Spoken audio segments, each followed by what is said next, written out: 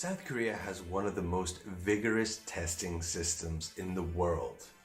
Of course, there are ups and downs to this. On the upside, over 98% of the students complete higher education, and many of them, 75%, go to university for further studies. Now that sounds great, and is obviously a testament to the advancements of South Korea as a country economically and from an educational standpoint. But what are the detriments and what are the negative factors of such a policy? For the longest time, there have been three top universities in South Korea: Seoul National University, Korea University, Yonsei University, otherwise known as SKY, Sky. Now only the top and best students can be accepted into these three universities. A total of 2% of each graduating year will be accepted into those three. So the introduction of Suneung came with the idea of fairness in mind, to have a standardized test across 5 subjects, where that would be Korean, math, English, a science, and a social study. Students would endure an 8-hour exam war, as they refer to it. Exam day is not to be taken lightly. Flights are cancelled in the morning, businesses open an hour late, and if you are running late to the exam, you can just call a police officer and get them to take you in their car. Last year, out of 500,000 students, only 7 achieved the perfect score in all 5 subjects.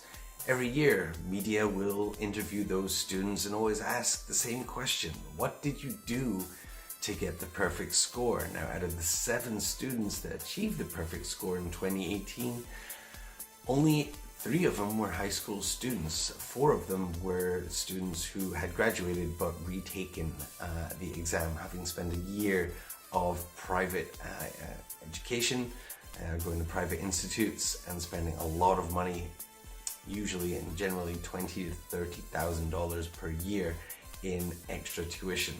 So each year, media asks the students that achieve those perfect scores, what did you do? What did you do to get a perfect score? And each and every single time, no student has ever said, "Thank you, private academy, for helping me get the perfect score." I simply sat down, listened to my teacher, and read the textbook.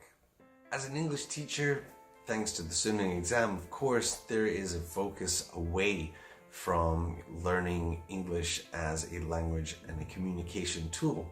Why would they? Their focus is getting the perfect score in Suneung, and that involves just reading comprehension, multiple choice, selecting the most appropriate title for passages, and filling in the blanks.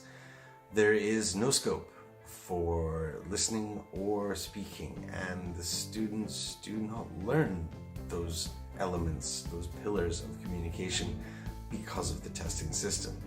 I understand in many countries we teach to the test, but as a language, as a second language, avoiding those 2 pillars lead the students to being ineffective as English speakers, as English language learners. For the future, policies would need to change for the Suneung exam to be an effective tool in terms of English language instruction, and for students to really be able to communicate in English. As instructors, we can only change the classroom. We cannot change the education board. So until that time, I can only just do my best until the students realize that learning English as a second language has more to it than just passing an exam.